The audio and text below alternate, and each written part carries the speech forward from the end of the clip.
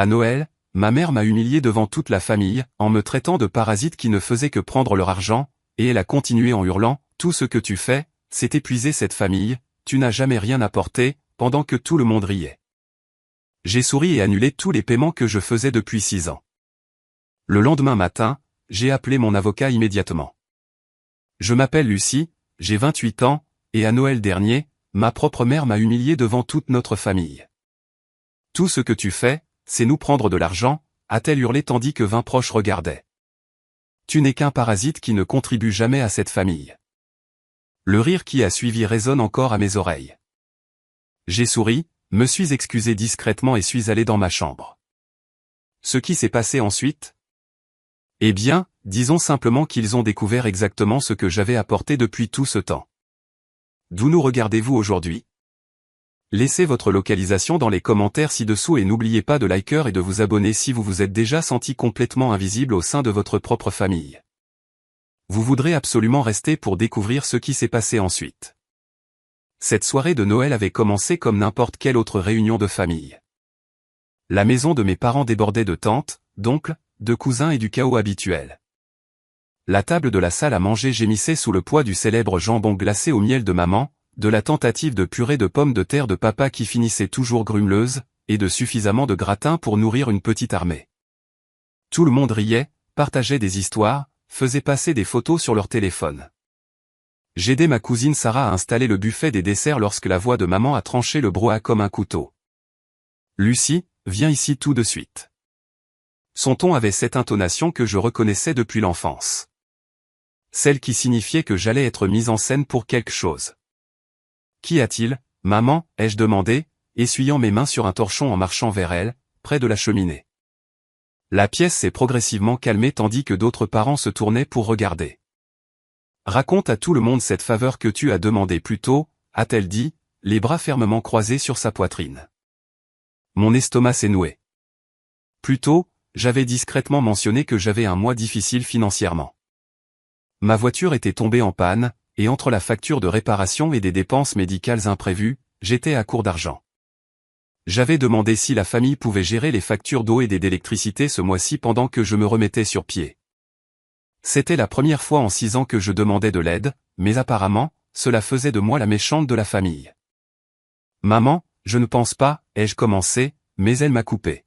« Non, je pense qu'il devrait savoir. Lucie pense que nous devrions payer ses factures parce qu'elle ne sait pas gérer son argent. » La pièce est devenue silencieuse. J'ai senti la chaleur me monter au cou tandis que 20 paires d'yeux se fixaient sur moi. « Dis-leur comment tu es arrivé ici en demandant l'aumône comme si nous te devions quelque chose. » Mon frère Jake a ricané depuis le canapé. Classique Lucie, toujours à tendre la main. « Ce n'est pas ce qui s'est passé, » ai-je dit doucement. Mais maman ne faisait que commencer. « Cela fait 6 ans que tu as quitté cette maison, et qu'as-tu à montrer? Un appartement minable, une voiture en panne, et maintenant tu veux que nous te tirions d'affaire. » Sa voix montait, et je pouvais voir les parents échanger des regards mal à l'aise. « Ton frère ne nous demande jamais d'argent. Ta sœur nous envoie de l'argent. » L'humiliation me brûlait comme de l'acide. Chaque mot était soigneusement choisi pour me blesser profondément, pour me faire passer pour un échec devant des gens que je connaissais depuis toujours. Tante Martha fixait son assiette. Oncle Rick semblait vouloir disparaître. Mon cousin Tommy avait même son téléphone sorti, probablement en train d'enregistrer ce désordre pour les réseaux sociaux plus tard. Tout ce que tu fais, c'est prendre, prendre, prendre, prendre. La voix de maman a atteint ce ton aigu qui signifiait qu'elle préparait son grand final. Tu n'es qu'un parasite qui ne contribue jamais à cette famille. Tout ce que nous t'avons donné au fil des ans, et c'est comme ça que tu nous remercies, en demandant encore plus. La pièce a éclaté de rire mal à l'aise. Pas le rire chaleureux et familial de tout à l'heure, mais le rire nerveux et maladroit qui se produit quand quelqu'un va trop loin et que tout le monde le sait. Mon visage brûlait d'embarras, mais je suis resté calme. Des années à gérer les scènes publiques de maman m'avaient appris à ne pas lui donner la réaction qu'elle voulait. « Tu as raison, maman » ai-je dit d'une voix égale. Je n'aurais pas dû demander. Je me suis retourné et j'ai marché vers les escaliers, laissant derrière moi les commentaires chuchotés et le silence gêné. Dans ma chambre d'enfant, je me suis assise sur le bord de mon vieux lit simple et j'ai sorti mon téléphone. Il était temps d'arrêter de contribuer à une famille qui ne savait même pas que je contribuais en premier lieu. Laissez-moi revenir en arrière et expliquer comment nous en sommes arrivés à ce désastre de Noël. Voyez-vous, ma famille a toujours eu cette dynamique étrange où je suis à la fois invisible et blâmé pour tout. Cela a commencé quand j'avais environ 12 ans et que maman a décidé que j'étais assez grande pour aider, tandis que Jake et Melissa se cherchaient encore. Au moment où j'ai eu 18 ans, j'étais essentiellement la comptable, la babysitter et la personne à tout faire non rémunérée de la famille. Besoin de quelqu'un pour conduire papa à ses rendez-vous médicaux? Lucie le fera. Les factures sont un peu serrées? Lucie a un emploi à temps partiel. Une réunion de famille à organiser. Mieux vaut appeler Lucie. Mais voici le problème d'être la personne responsable dans une famille pleine de chaos, vous devenez invisible. Quand Jake a abandonné l'université pour la 3e fois, c'était une crise familiale qui a nécessité intervention, soutien et discussions interminables pour l'aider à trouver sa voie. Quand Melissa est revenue à la maison à 25 ans avec un enfant en bas âge et sans emploi, tout le monde s'est rallié à elle, gardant la petite Emma et l'aidant à se remettre sur pied. Quand j'ai obtenu mon diplôme avec mention et que j'ai été accepté dans 3 universités différentes avec des bourses partielles, papa a demandé si cela allait leur coûter quelque chose. Et quand j'ai dit que je m'en occuperais moi-même, la conversation s'est arrêtée là. Alors, j'ai eu 2 emplois pendant mes études, j'ai obtenu mon diplôme sans dette et j'ai emménagé dans mon propre appartement à 22 ans. Je pensais que cela me vaudrait enfin un certain respect au sein de la famille. Au lieu de cela, cela a simplement fait de moi celle qu'on appelait quand on avait besoin de faire réparer, payer ou organiser quelque chose. Le plus étrange, c'est à quel point j'étais devenue bonne pour résoudre leurs problèmes sans même qu'ils s'en rendent compte. Prenez la situation universitaire de Jake. Quand il a finalement décidé de retourner à l'école à 26 ans, il a demandé une aide financière, mais n'a obtenu qu'un financement partiel. Papa a promis qu'il trouverait un moyen de couvrir le reste. Mais les mois passèrent sans aucune action. Je voyais Jake stressé, appelant l'université chaque semaine pour demander des prolongations de paiement. Le semestre était sur le point de commencer et il y avait une réelle possibilité qu'il perde sa place. Alors, j'ai fait ce que je fais toujours. J'ai réglé le problème discrètement. J'ai appelé le bureau de facturation de l'université, expliqué que j'étais la sœur de Jake et que je voulais établir un plan de paiement pour son solde restant. Ils étaient ravis de travailler avec moi, et en une semaine, j'avais régularisé son compte. Les factures arrivaient à une adresse email que je l'avais aidé à créer des années auparavant pour la recherche d'emploi, donc je recevais déjà toute la correspondance financière. Jake n'a jamais su que son compte risquait d'être fermé. Papa n'a jamais su que le plan de paiement existait. Maman savait juste que d'une manière ou d'une autre, tout s'arrangeait. Et moi, je suis devenu la bonne fée invisible de la gestion des prêts étudiants. La même chose s'est produite avec les factures de la maison. Il y a environ 3 ans, maman m'a appelé en pleurs parce qu'ils avaient accumulé du retard sur la facture d'électricité et que l'entreprise menaçait de couper le courant. Papa était au chômage depuis 2 mois après son opération du dos et l'argent était plus que serré. Nous avons juste besoin de nous remettre à jour, a dit maman, la voix tremblante. Peut-être pourrais-tu nous aider à trouver un plan de paiement ou quelque chose comme ça. Alors, j'ai appelé la compagnie d'électricité, arrangé un accord de paiement, et j'ai fini par payer moi-même le solde dû. C'était plus facile que de regarder mes parents stressés à ce sujet. Et honnêtement, ce n'était pas une somme énorme pour moi à l'époque. Mais c'est là que ça devient intéressant. Le compte était toujours à mon nom depuis que j'y vivais à l'université. J'avais oublié de le changer après mon déménagement, et mes parents n'avaient jamais pris la peine de le transférer. Alors, quand j'ai configuré le prélèvement automatique pour éviter de futurs problèmes, ils n'ont même jamais vu les factures. Ils ont juste vu que les lumières restaient allumées. Même histoire avec Internet, la facture d'eau, et finalement même le service de livraison d'épicerie.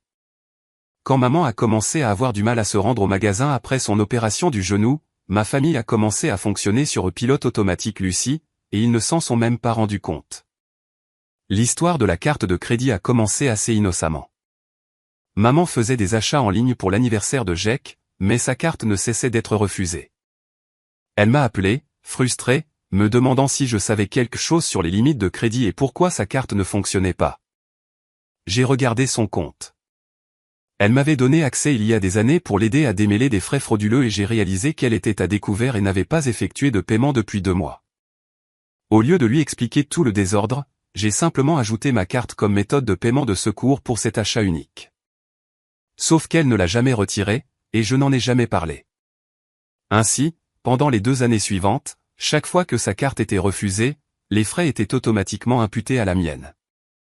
Des paiements mensuels à des magasins où je n'étais jamais allé, des abonnements à des services dont je n'avais jamais entendu parler, même son assurance automobile quand elle oubliait de mettre à jour ses informations de paiement. Maman pensait qu'elle gérait brillamment son argent. Regarde comme tout semblait toujours s'arranger. Elle budgétisait les dépenses, et d'une manière ou d'une autre, il y avait toujours juste assez de place sur sa carte de crédit. Ce qu'elle ne réalisait pas, c'est que juste assez de place était en fait l'intégralité de ma limite de crédit soutenant ses habitudes de shopping. La situation de l'assurance maladie était probablement la plus ridicule. Lorsque j'ai obtenu mon emploi actuel, ils offraient de très bons avantages, y compris la possibilité d'ajouter des membres de la famille avec une énorme réduction. Maman avait eu du mal avec son régime individuel. Franchise élevée, couverture limitée, se battant constamment avec eux pour les réclamations. C'est juste temporaire, lui ai-je dit lorsque je l'ai ajouté à ma police. Jusqu'à ce que tu trouves quelque chose de mieux grâce au travail de papa. C'était il y a 3 ans. Le travail de papa n'offre toujours pas de couverture pour conjoint, et maman est toujours sur mon régime, bénéficiant d'excellents soins de santé à une fraction de ce qu'elle payait auparavant. Mais dans son esprit, c'est juste un autre exemple de la façon dont les choses ont tendance à s'arranger pour elle. Chaque facture, chaque crise, chaque urgence financière qui aurait dû pousser ma famille au bord de la rupture disparaissait. Ils ont commencé à tenir pour acquis que les problèmes se résolvaient d'eux-mêmes. C'est le problème d'être discrètement utile. Quand vous le faites bien, personne ne remarque que vous faites quoi que ce soit. Alors, quand j'ai finalement rencontré mes propres difficultés financières et que j'ai demandé de l'aide pour la première fois de ma vie d'adulte, je ne brisais pas seulement le schéma de toujours être celle qui donne. Je révélais exactement combien j'avais donné depuis tout ce temps. Ils ne le savaient pas encore. Le matin après la scène de Noël de maman, je me suis réveillé avec un étrange sentiment de calme.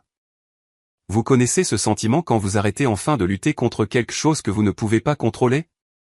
C'était moi, allongé dans mon lit d'enfant à 6 heures du matin, fixant le plafond et me sentant étrangement sereine à propos de ce que j'étais sur le point de faire.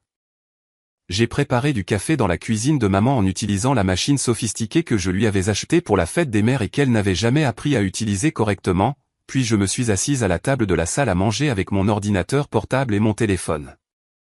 Il était temps de faire un peu de ménage numérique. Premier arrêt, le compte universitaire de GEC. Je me suis connecté au portail de paiement et j'ai annulé les prélèvements automatiques que j'effectuais depuis 2 ans. Ensuite, j'ai envoyé un email poli au bureau de facturation, leur demandant de me retirer complètement du compte et d'envoyer toute la correspondance future directement à l'étudiant. Les circonstances familiales ont changé, ai-je écrit, ce qui était certainement vrai. Ensuite, les factures de la maison. Électricité, eau, Internet, tout était toujours à mon nom, tout configuré en prélèvement automatique sur mon compte courant. J'ai méthodiquement annulé chaque prélèvement automatique et programmé les transferts de services au nom de mes parents. Les compagnies d'électricité ont été efficaces. Apparemment, ce genre de choses arrive plus souvent qu'on ne le pense.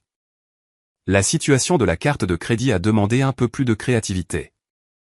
Je ne pouvais pas simplement retirer ma carte du compte de maman sans qu'elle le remarque immédiatement. Alors, j'ai appelé la banque et j'ai abaissé ma limite de crédit à exactement $1 au-dessus du solde actuel. Chaque nouvelle dépense serait refusée, et elle devrait trouver son propre mode de paiement.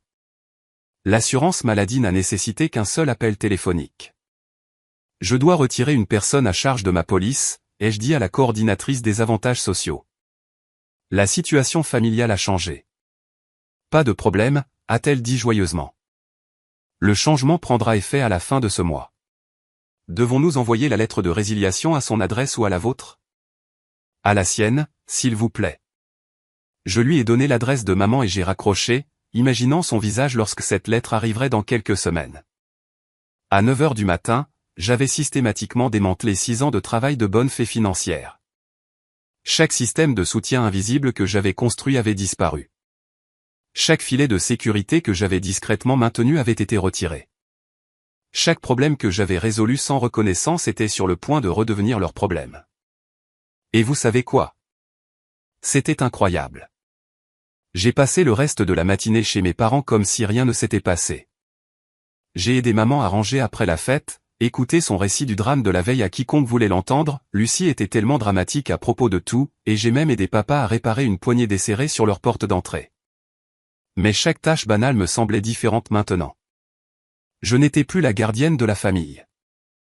J'étais juste une fille qui rendait visite à ses parents. Quand maman a mentionné que la livraison d'épicerie arrivait plus tard et qu'elle avait oublié d'ajouter du lait à la commande, je n'ai pas proposé d'appeler pour modifier.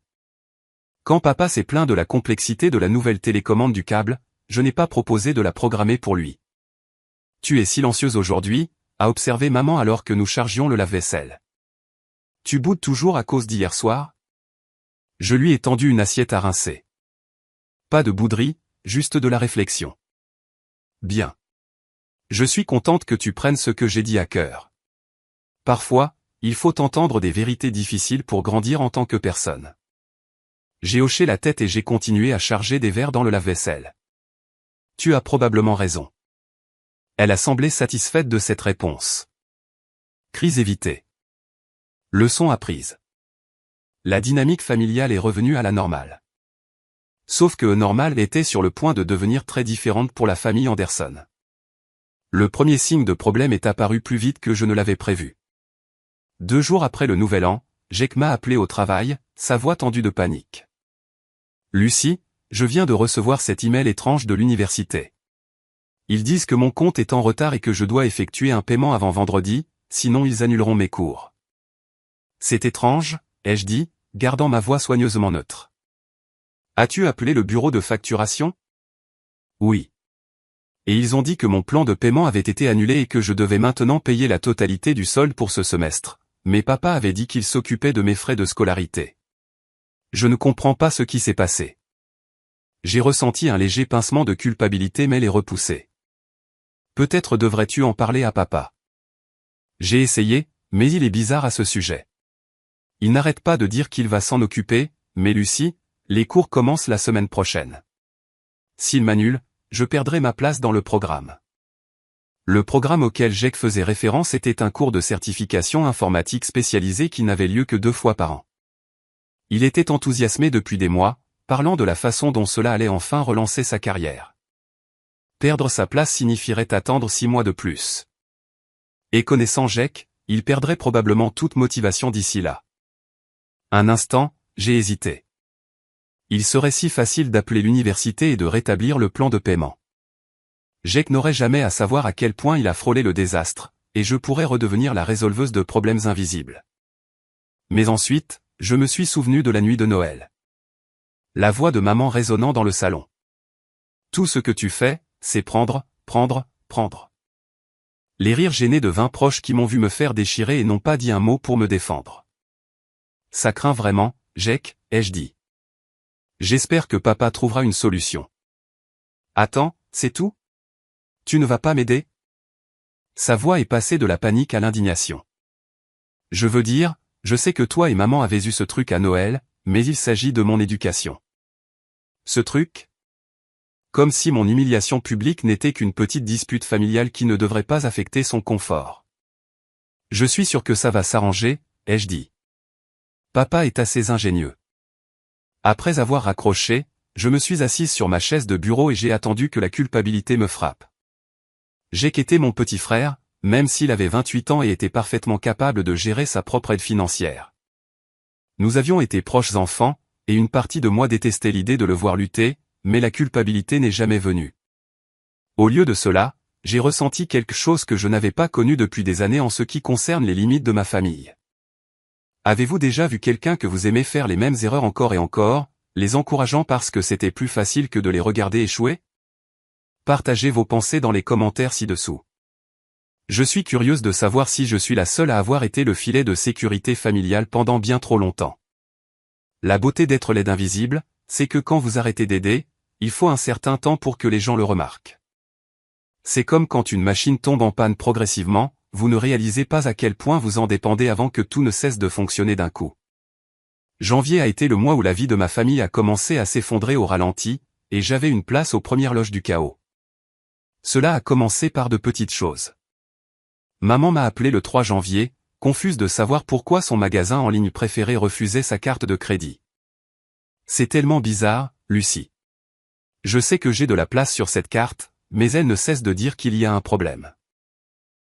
C'est bizarre, ai-je acquiescé. As-tu essayé d'appeler la compagnie de carte de crédit? Eh bien, non. Je pensais que tu saurais quoi faire. Tu es si doué avec ces choses informatiques. Je pense que les appeler directement est probablement la meilleure solution.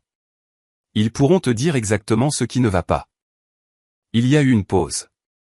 Autrefois, c'était le moment où j'aurais proposé de l'appeler pour elle, ou de l'aider à trouver d'autres moyens de paiement, ou de gérer simplement et discrètement ce qu'elle essayait d'acheter. Au lieu de cela, j'ai attendu. Oh, d'accord. Je suppose que je vais faire ça alors. Elle semblait sincèrement surprise que je ne saute pas pour résoudre son problème.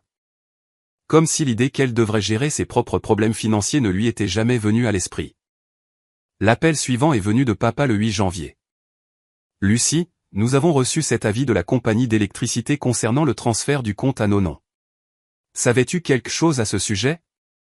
Oui, je les ai appelés après Noël. Tous les services publics étaient encore à mon nom depuis l'université, et j'ai pensé qu'il était temps de régler cela. Mais tout fonctionnait très bien comme c'était. Eh bien, maintenant ce sera à vos noms, comme il se doit. Vous devrez simplement configurer votre propre mode de paiement avec eux. Une autre pause. Je pouvais presque l'entendre essayer de comprendre pourquoi c'était soudainement ma responsabilité. Sais-tu comment faire ça? A-t-il finalement demandé. Je suis sûr qu'ils t'expliqueront tout quand tu les appelleras. Ils sont très serviables. Ce que je ne lui ai pas dit, c'est que la facture d'électricité était due dans 5 jours. Et s'ils ne mettaient pas en place le paiement d'ici là, leur courant serait coupé. L'ancienne moi leur aurait donné un calendrier détaillé et des instructions étape par étape.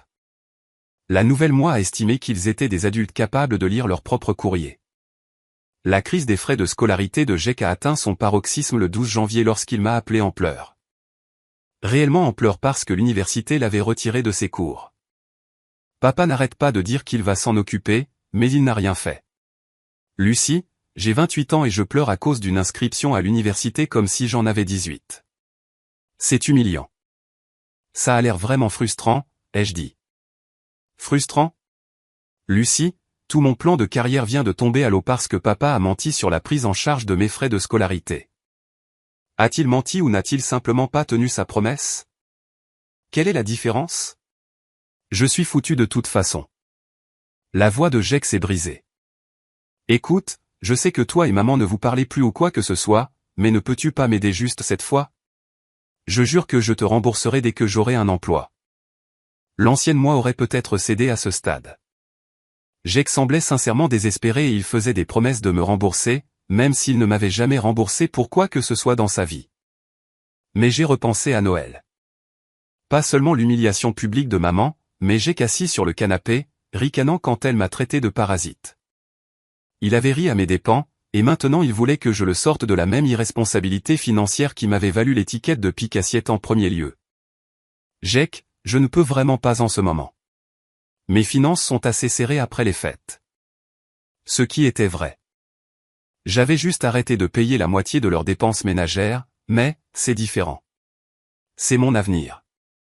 Je comprends que cela te semble urgent, mais je ne peux tout simplement pas aider en ce moment. Peut-être y a-t-il d'autres options que tu pourrais envisager. Des prêts étudiants ou des plans de paiement ou même un emploi à temps partiel pour couvrir les coûts. Le silence à l'autre bout du fil a duré si longtemps que j'ai cru qu'il avait raccroché. Je n'arrive pas à croire que tu me fasses ça, a-t-il finalement dit. Après tout ce que cette famille a fait pour toi. Tout ce que cette famille a fait pour moi. J'ai failli rire. Comme quoi? L'humiliation publique? Se vanter de mes réalisations? Ignorer mes problèmes tout en exigeant que je résolve les leurs? Je suis désolé que tu traverses ça, Jack. J'espère vraiment que ça s'arrangera. Après avoir raccroché, j'ai ressenti cette même étrange paix que j'avais ressentie le matin de Noël. Pas le bonheur exactement, mais un profond soulagement d'être enfin sorti de l'affaire de la gestion de la vie des autres. La situation de l'épicerie a fourni un divertissement inattendu. Maman s'était habituée à faire livrer ses courses 2 fois par semaine, un service qui coûtait environ $60 supplémentaires par mois, mais lui évitait d'avoir à gérer les foules et les sacs lourds. Ce qu'elle ne réalisait pas, c'est que je payais le service de livraison depuis plus d'1 an. Lorsque sa première commande a été annulée en raison de problèmes de paiement, elle a appelé le supermarché pour se plaindre. Selon Mélissa, qui a entendu toute l'histoire de seconde main, maman a passé 20 minutes à discuter avec le service client pour dire qu'elle était une cliente fidèle et a exigé qu'il répare le problème informatique qui causait le problème. Il n'arrêtait pas de lui dire que le service de livraison nécessitait un mode de paiement séparé et elle n'arrêtait pas d'insister sur le fait que cela avait toujours fonctionné avant. Elle était tellement confuse de savoir pourquoi il lui demandait soudainement de payer un supplément pour quelque chose qui était inclus avant, m'a dit Mélissa quand elle a appelé pour avoir les potins de la famille. C'est bizarre, ai-je dit, je me demande pourquoi la politique a changé. Mélissa a fait une pause. Lucie, tu n'aurais rien à voir avec la situation de livraison d'épicerie de maman, n'est-ce pas? Pourquoi aurais-je quelque chose à voir avec les courses de maman? Je ne sais pas. Il me semble juste que c'est une étrange coïncidence qu'elle ait tous ces problèmes de facturation aléatoires juste après votre dispute à Noël. J'ai gardé ma voix innocente. Les problèmes de facturation arrivent tout le temps, surtout après les fêtes où les comptes des gens se mélangent. Mais je pouvais entendre la suspicion dans la voix de Mélissa. Contrairement à Jack, qui ne faisait jamais attention à rien qui ne le concernait pas directement, Mélissa commençait à remarquer des schémas, ce qui signifiait que le reste de la famille commencerait bientôt à les remarquer aussi. À la 3e semaine de janvier, la famille Anderson vivait dans un état de panique financière de basse intensité, et ils n'avaient toujours aucune idée pourquoi. C'est devenu une habitude où chaque appel téléphonique familial se transformait en une litanie de problèmes mystérieux que personne ne pouvait expliquer. L'Internet de maman était constamment déconnecté, même si elle était sûre d'avoir payé la facture. Papa ne comprenait pas pourquoi leur service de streaming ne fonctionnait pas. Jake était toujours sans abri depuis l'annulation de son programme universitaire et avait commencé à prendre des quarts de travail dans un café pour essayer de ramasser de l'argent pour ses études. La bombe de l'assurance maladie a éclaté le 22 janvier. J'étais au travail, plongé dans une feuille de calcul qui comptait réellement pour ma propre vie pour une fois, quand mon téléphone a sonné. Lucie Anderson s'est affichée à l'écran. Les coordonnées de maman, que je n'avais jamais pris la peine de changer pour quelque chose de plus personnel. Lucie, je viens de recevoir la lettre la plus étrange d'une compagnie d'assurance. La voix de maman était tendue de confusion et d'un début de panique. Ils disent que ma couverture santé sera résiliée à la fin du mois, mais ça n'a pas de sens. Je suis avec cette compagnie depuis des années. J'ai minimisé ma feuille de calcul et me suis penché en arrière sur ma chaise. Ça a l'air étrange. De quelle compagnie s'agissait-il? Elite Healthcare Solutions. Je n'en ai même jamais entendu parler avant, mais ils ont toutes mes informations, mon numéro de sécurité sociale, le nom de mon médecin, tout. Lucie, j'ai peur que ce soit une sorte de vol d'identité. Elite Healthcare Solutions, le fournisseur d'assurance maladie de mon entreprise, celui que j'utilisais pour couvrir ses frais médicaux depuis 3 ans. La lettre disait-elle pourquoi il résiliait ta couverture, ai-je demandé. Quelque chose à propos d'un changement de statut d'emploi pour le titulaire principal de la police. Mais ça n'a pas de sens non plus parce que je ne travaille même pas là-bas. Ça doit être une erreur. Je pouvais l'entendre froisser des papiers, probablement relisant la lettre et devenant de plus en plus confuse à chaque mot. Les as-tu appelés pour leur poser la question? Eh bien, non. Je pensais que tu saurais quoi faire. Tu es si doué avec ce genre de choses. C'était encore là. L'hypothèse automatique que je réparerais tout problème qui apparaissait dans sa vie. Même maintenant, même après Noël, son premier instinct était toujours de me sous-traiter ses responsabilités. Maman, si quelqu'un utilise tes informations personnelles pour une fraude à l'assurance, tu dois absolument les appeler directement. Je ne saurais rien d'une entreprise dont tu n'as jamais entendu parler. Mais si ce n'est pas une fraude? Et si, d'une manière ou d'une autre, ma vraie assurance a été annulée par accident? Lucie, j'ai une mammographie prévue la semaine prochaine, et si je n'ai pas de couverture, la peur sincère dans sa voix m'a serré la poitrine. Maman avait 62 ans et la mammographie faisait partie d'un dépistage régulier qu'elle faisait depuis que sa sœur était décédée d'un cancer du sein il y a 5 ans. La manquer signifierait des mois d'anxiété avant qu'elle ne puisse la reporter. Un instant, j'ai envisagé de simplement lui dire la vérité, qu'elle était sur mon assurance depuis des années, que je couvrais ses frais médicaux parce que je voulais qu'elle ait de bons soins de santé. Que la lettre de résiliation mystérieuse était le résultat de mon retrait de sa police après Noël.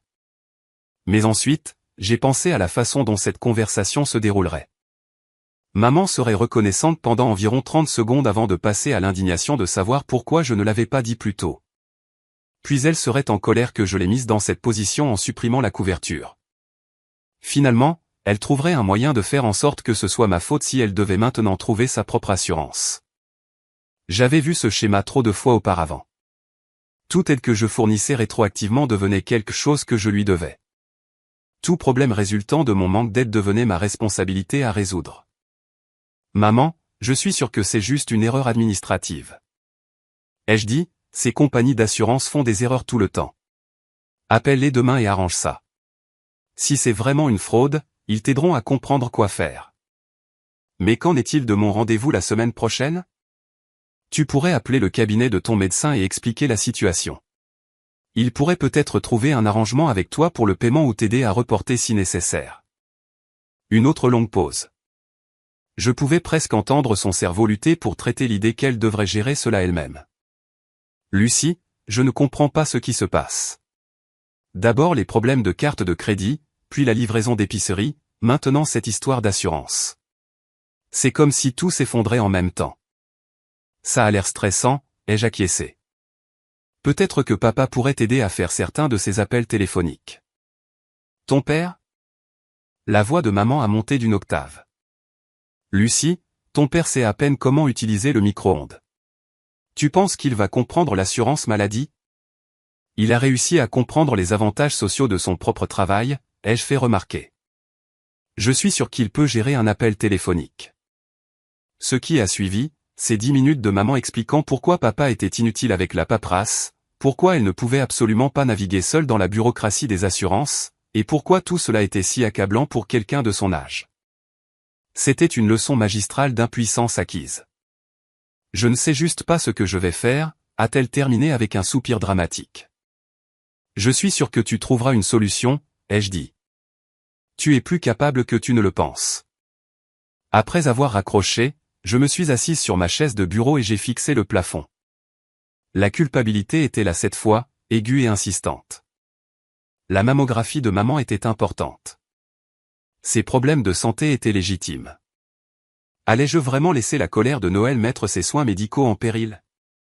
Mais ensuite, j'ai pensé à 3 ans de prime d'assurance. 3 ans de franchise et de copaiement et de frais de pharmacie que j'avais couverts sans jamais être remercié parce qu'elle ne savait même pas que je les couvrais. 3 ans où elle se vantait auprès de ses amis de son excellente couverture santé sans mentionner que sa fille payait la facture. Plus important encore, j'ai pensé au fait qu'elle était une femme adulte avec un mari et 2 autres enfants adultes. Il n'y avait aucune raison que ces soins de santé soient ma responsabilité, surtout quand elle ne savait même pas que je les fournissais.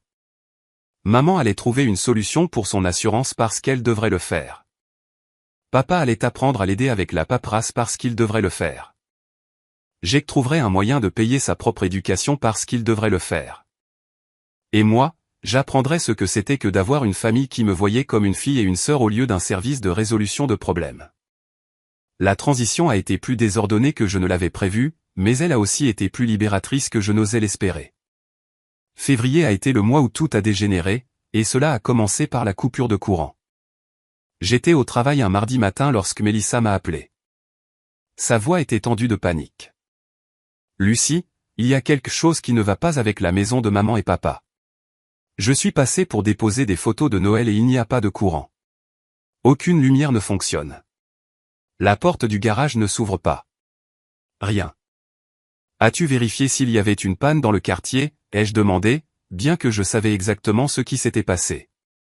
C'est la première chose à laquelle j'ai pensé, mais toutes les autres maisons de la rue ont du courant. Lucie, et si quelque chose était arrivé à papa? Il devait appeler la compagnie d'électricité pour transférer le compte, mais tu sais comment il est avec les appels téléphoniques. Je savais comment papa était avec les appels téléphoniques.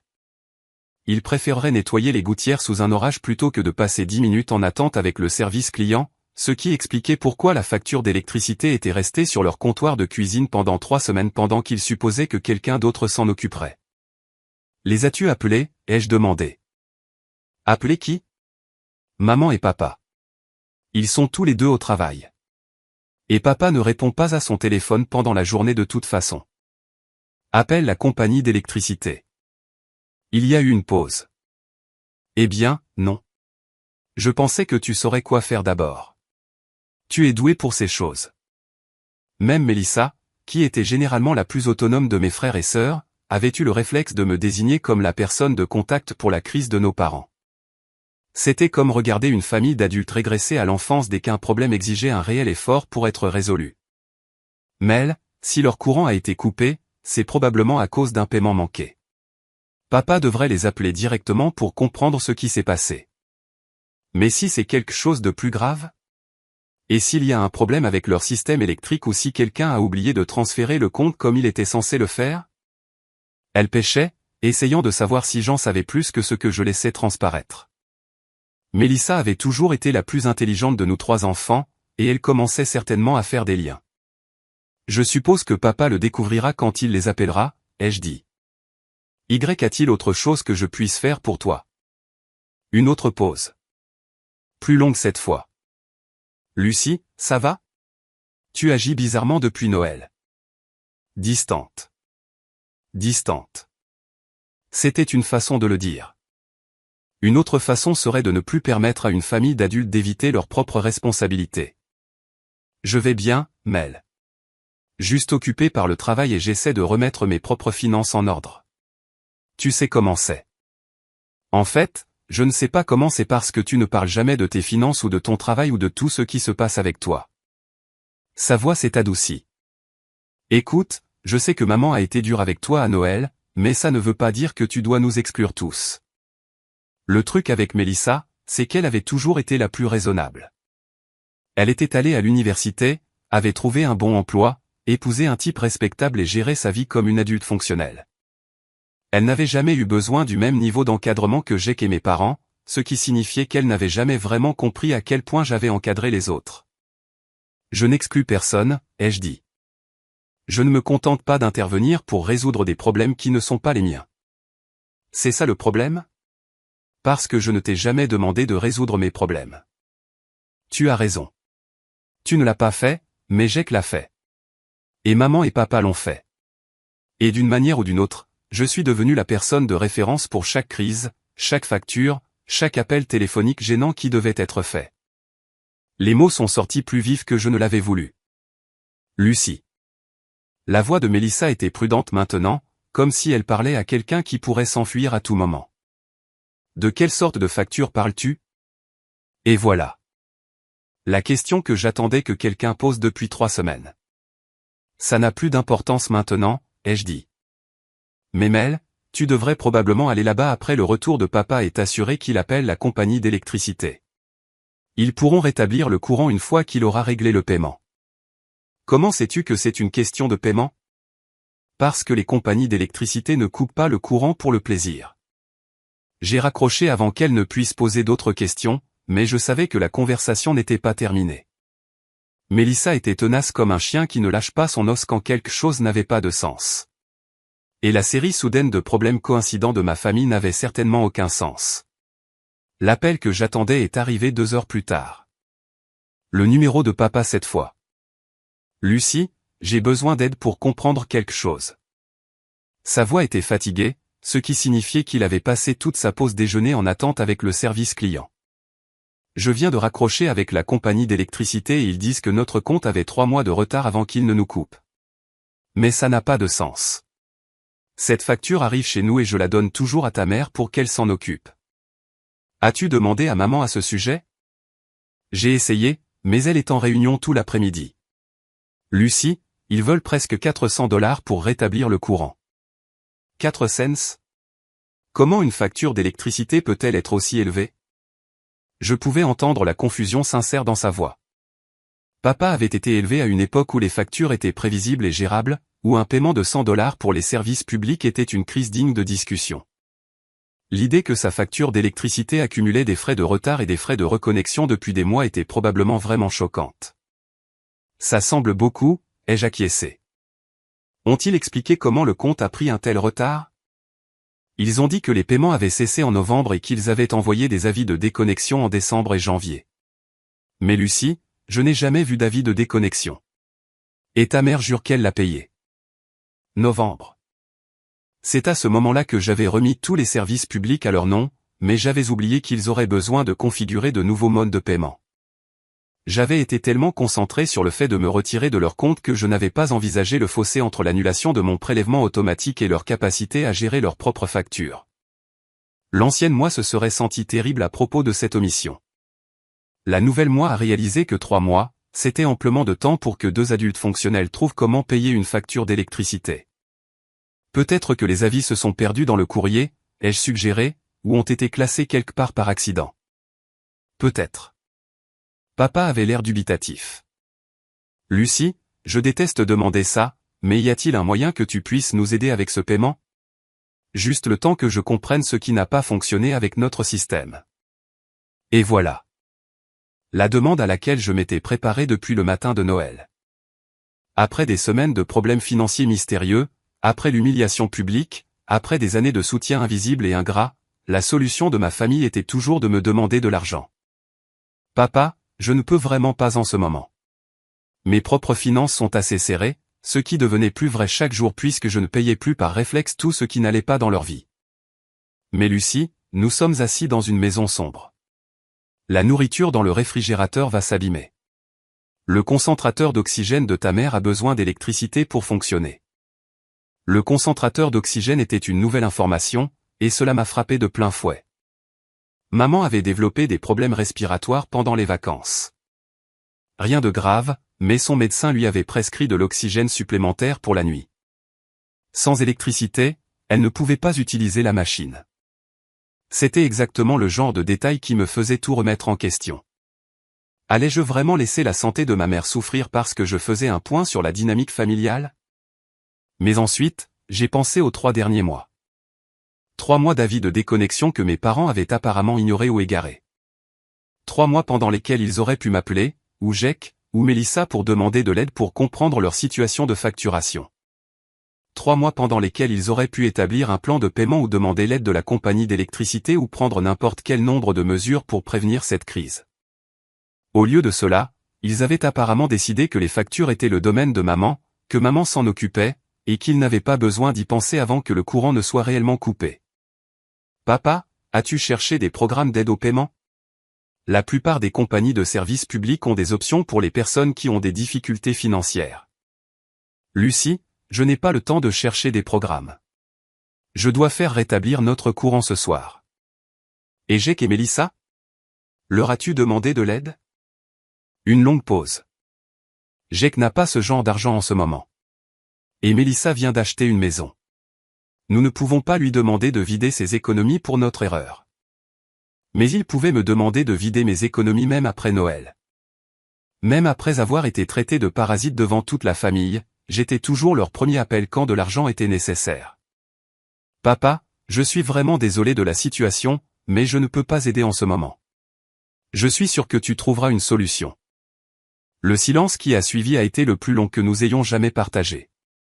Je pouvais l'entendre respirer, essayant probablement de trouver quoi dire à une fille qui refusait de sortir la famille d'une crise. Lucie, a-t-il finalement dit, je ne sais pas ce qui s'est passé entre toi et ta mère à Noël, mais ce n'est pas comme toi. Tu as toujours été celle sur qui nous pouvions compter. Toujours été celle sur qui il pouvait compter. Pas toujours été prête à aider. Ou toujours été généreuse avec la famille. Toujours été celle sur qui il pouvait compter pour régler leurs problèmes afin qu'il n'ait pas à le faire. Peut-être est-il temps pour vous de compter sur vous-même, ai-je dit doucement et j'ai raccroché. 1 heure plus tard, Mélissa a rappelé. Lucie, qu'est-ce qui se passe? Qu'est-ce que tu veux dire? Je veux dire, maman et papa sont assis dans une maison sombre avec $400 de facture d'électricité qu'ils affirment n'avoir jamais vue. Jake a été retiré de son programme universitaire à cause d'un mystérieux problème de paiement, et tu agis comme si rien de tout cela n'avait rien à voir avec toi. J'ai pris une profonde inspiration. Cela n'a rien à voir avec moi. La voix de Mélissa était perçante maintenant.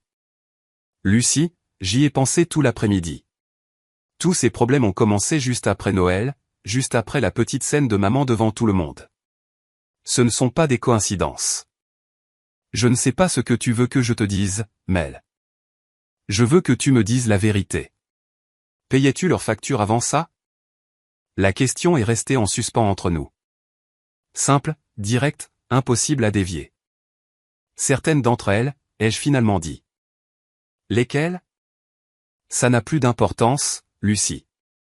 La voix de Mélissa était douce, mais il y avait une pointe en dessous. Lesquelles? J'ai fermé les yeux et j'ai senti 6 ans de travail invisible condensés en un seul moment de reconnaissance. La plupart d'entre elles. La plupart d'entre elles, ai-je répété, et j'ai entendu Mélissa inspirer brusquement. Lucie. Sa voix était douce maintenant, comme si elle parlait à quelqu'un qui avait soutenu le monde sans que personne ne le remarque. Depuis combien de temps? Environ 6 ans. 6 ans. Lucie, mais qu'est-ce que?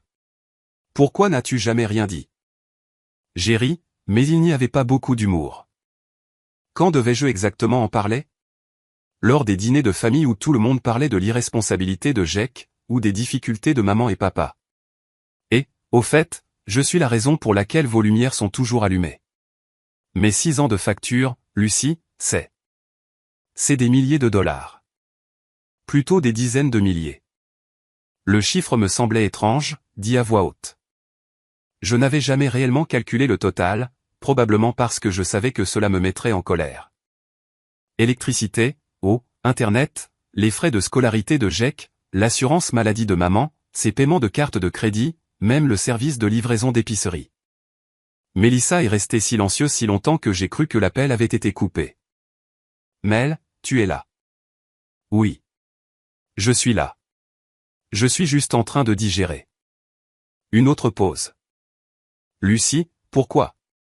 Pourquoi as-tu fait tout ça sans le dire à personne? C'était une question juste, et je me la posais moi-même depuis des semaines. Pourquoi avais-je discrètement assumé le rôle de bonne fée financière de la famille? Quand l'aide occasionnelle s'était-elle transformée en subvention de tout leur mode de vie? Cela a commencé petit, ai-je dit. Les frais de scolarité de Jake étaient censés être temporaires. La facture d'électricité n'était qu'un mois quand papa était au chômage. La carte de crédit de maman était censée être une fois quand la sienne a été refusée, mais ça n'est pas resté petit. Non, ça n'est pas resté.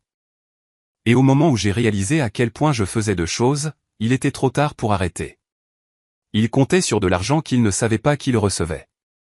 Si je m'étais retiré soudainement, tout se serait effondré. Comme ça s'effondre maintenant. Oui, comme ça s'effondre maintenant. Mélissa a soupiré. Lucie, je n'en avais aucune idée. Aucun de nous n'en avait. Quand maman t'a traité de parasite à Noël. Elle a laissé sa phrase en suspens. Quand maman m'a traité de parasite, je payais littéralement l'éducation de Jake, son assurance maladie et la moitié de leur facture ménagère. L'ironie ne m'avait pas échappé. Mon Dieu, ça a dû être horrible de t'asseoir là et de l'écouter dire ces choses alors que tu faisais tant pour tout le monde. C'était horrible. Et pas seulement à cause de l'injustice. C'était horrible parce que cela me montrait exactement comment ma famille me voyait, comme quelqu'un qui leur prenait, et non comme quelqu'un qui donnait. Mon aide avait été si invisible que ma propre mère croyait sincèrement que je ne contribuais en rien à la famille. Alors, que se passe-t-il maintenant, a demandé Mélissa. Vont-ils perdre la maison? Je ne sais pas. Ce sont des adultes, Mel. Ils trouveront une solution. Vont-ils vraiment? Lucie. Papa a passé 2 heures à essayer de comprendre sa facture d'électricité aujourd'hui. Il ne comprenait pas pourquoi il y avait des frais de retard. Maman m'a appelé en pleurs parce qu'elle est convaincue que l'histoire de l'assurance est un vol d'identité. Ils ne sont pas équipés pour gérer ces choses. Alors peut-être apprendront-ils à l'être. Ou peut-être s'attendront-ils simplement à ce que tu répares tout à nouveau quand les choses iront assez mal. Et c'était la vraie peur, que mes parents attendent que la situation devienne vraiment désespérée au courant coupé, assurance annulée, Jake retiré de l'école puis m'appelle en sanglots, me demandant comment j'avais pu laisser cela arriver à la famille. Qu'ils trouveraient un moyen de transformer leur crise en ma responsabilité. Je ne peux pas revenir en arrière, ai-je dit. Même si je le voulais. Je ne te demande pas de le faire, mais Lucie, y a-t-il un juste milieu ici? Un moyen de les aider à faire la transition sans laisser tout s'effondrer? Que pensez-vous qu'il va se passer ensuite? Laissez vos prédictions dans les commentaires. Lucie va-t-elle céder et aider sa famille? Ou va-t-elle s'en tenir à ses limites, quoi qu'il arrive? La question est restée en suspens entre nous. Une partie de moi voulait croire qu'il y avait un juste milieu, un moyen d'aider ma famille à apprendre à être indépendante sans la regarder s'écraser. Mais la plus grande partie de moi savait que toute aide que j'offrirais deviendrait immédiatement la nouvelle norme. Ma famille ne faisait pas de transition graduelle. Ils vivaient dans la dépendance. Mel, laisse-moi te demander quelque chose. Pendant toutes les années où tu m'as connu, as-tu déjà vu maman, papa ou Jake prendre la responsabilité d'une erreur sans essayer d'en faire le problème de quelqu'un d'autre? Elle est restée silencieuse un instant. Ce n'est pas juste, n'est-ce pas? Quand Jake a abandonné l'université la première fois, de qui était la faute? Ses professeurs étaient trop durs avec lui. La deuxième fois, le bureau d'aide financière a gâché sa paperasse. La troisième fois, il traversait une période difficile émotionnellement après sa rupture. Et quand la voiture de maman a été saisie il y a 2 ans? Mélissa a soupiré. La banque a commis une erreur avec son calendrier de paiement même si elle avait manqué 4 mois de paiement. Lucie. Et quand papa a été licencié de son emploi dans la construction, son superviseur lui en voulait, même s'il arrivait en retard et se faisait porter malade 2 fois par semaine. D'accord, je vois ce que tu veux dire. Mais ça ne veut pas dire que nous devrions simplement les abandonner. Je ne les abandonne pas. Je les laisse être responsables de leur propre vie pour la première fois depuis des années.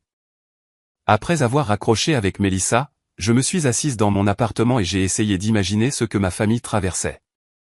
Papa, probablement arpentant la maison en essayant de comprendre comment payer une facture d'électricité qu'il ne comprenait pas. Maman, appelant tout ce qu'elle connaissait pour se plaindre de problèmes d'assurance mystérieux. Jake, travaillant dans un café et blâmant tout le monde sauf lui-même pour sa crise éducative. Pendant 6 ans, j'avais été le filet de sécurité invisible qui les empêchait d'avoir à faire face aux conséquences de leurs propres choix. J'avais été si doué pour résoudre discrètement leurs problèmes qu'ils avaient oublié que les problèmes étaient les leurs à résoudre. Maintenant, ils allaient avoir un cours intensif sur la responsabilité adulte, qu'ils le veuillent ou non. Les semaines suivantes ont été comme regarder un accident de train au ralenti. Si les accidents de train vous faisaient vous sentir à la fois coupable et justifié. Jake a été le premier à craquer. Il s'est présenté à mon appartement un vendredi soir, l'air de n'avoir pas dormi depuis des jours.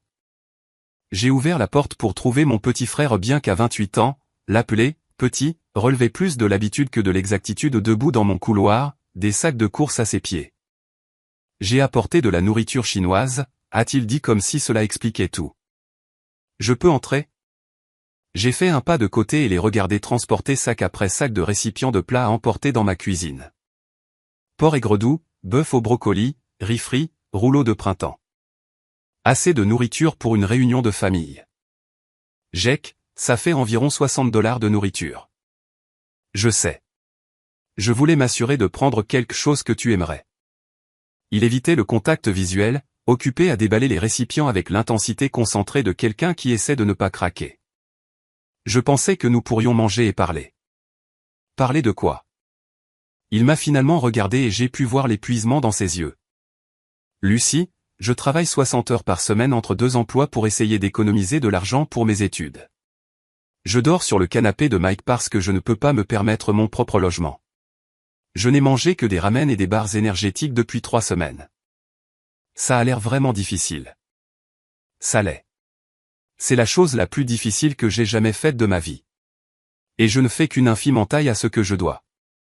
Il s'est affaissé sur une de mes chaises de cuisine. Mais tu sais ce qui est bizarre? J'ai servi du riz frit sur 2 assiettes et j'ai attendu. Je suis en fait fier de moi. Pour la première fois depuis des années, je gère mes propres problèmes. Je n'appelle pas papa chaque fois que quelque chose ne va pas. Je n'attends pas que quelqu'un d'autre répare mes erreurs. Il a tripoté sa nourriture. Je n'avais jamais réalisé à quel point je dépendais des autres jusqu'à ce que je doive arrêter. C'est une bonne prise de conscience. Lucie, je n'avais aussi jamais réalisé à quel point tu faisais pour moi. Pour nous tous. Et voilà. La conversation que j'attendais depuis janvier. Mélissa te l'a dit. Elle nous a tout dit sur les paiements des frais de scolarité, les factures, tout. Jake s'est frotté le visage avec les mains. Mon Dieu, Lucie, mes seuls frais de scolarité ont dû te coûter des milliers de dollars. Et je ne t'ai jamais remercié parce que je ne savais pas que tu le faisais. Tu n'étais pas censé le savoir. C'était un peu le but. Mais pourquoi? Pourquoi aurais-tu payé pour mon éducation sans me le dire? J'ai réfléchi à la façon de l'expliquer sans avoir l'air martyr ou amer. Parce que je voulais que tu réussisses. Et je voyais que le problème d'argent était le seul obstacle. Il me semblait plus facile de gérer ça discrètement que d'en faire un grand drame familial. Plus facile pour qui? Pour tout le monde. Tu n'avais pas à stresser à ce sujet. Papa n'avait pas à admettre qu'il ne pouvait pas se le permettre. Et je n'avais pas à te regarder abandonner quelque chose d'important. J'ai qu'à hocher la tête lentement. Mais ce n'était pas plus facile pour toi. Non, ce n'était pas plus facile pour moi. Nous avons mangé en silence pendant quelques minutes.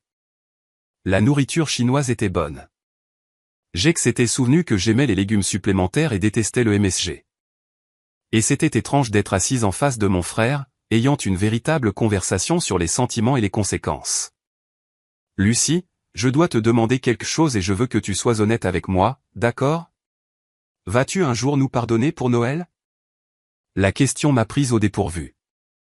Je m'attendais à ce qu'il me demande de l'argent ou de l'aide pour sa situation actuelle ou des conseils sur la façon de parler à nos parents. Je ne m'attendais pas à ce qu'il me demande pardon. Jake, ce n'est pas une question de pardon. Alors de quoi s'agit-il? J'ai posé ma fourchette et j'ai regardé mon frère. Je l'ai vraiment regardé. Son visage était plus fin qu'il ne l'avait été 6 mois auparavant, probablement à cause du régime ramen. Ses vêtements étaient froissés à force de dormir sur un canapé. Ses mains avaient des callosités dues au travail manuel qu'il faisait pour payer ses factures. Mais ses yeux étaient différents, plus clairs d'une certaine manière. Comme s'il voyait réellement le monde qui l'entourait au lieu de simplement flotter à travers, attendant que quelqu'un d'autre résolve ses problèmes. C'est une question de respect, ai-je finalement dit. Pendant 6 ans, j'ai aidé cette famille d'une manière que personne n'a jamais reconnue. Et la première fois que j'ai eu besoin d'aide, la première fois que j'ai demandé du soutien au lieu d'en donner, maman s'est levée devant 20 personnes et m'a traité de parasite. Elle ne savait pas. Elle ne savait pas parce qu'elle n'a jamais pris la peine de savoir. Aucun de vous ne l'a fait. Vous avez tous juste supposé que les factures se payaient d'elles-mêmes, que les problèmes se résolvaient d'eux-mêmes, que Lucie s'occuperait de ce qui devait être géré. Ma voix montait malgré mes efforts pour rester calme. Avez-vous une idée de ce que ça fait d'être invisible pour sa propre famille? Jake est resté silencieux un long moment.